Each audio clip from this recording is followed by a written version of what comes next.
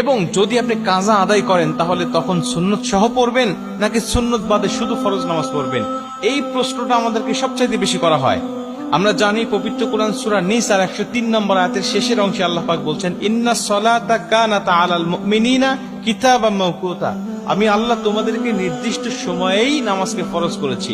নামাজ নির্দিষ্ট সময়ে ফরজ, কিন্তু আপনি নির্দিষ্ট সময় যদি না পড়তে পারেন কোনো জরুরতের ক্ষেত্রে, তাহলে আপনি কি করবেন? যেমন আমরা জানি ফজরের নামাজটা কখন পড়তে হয়?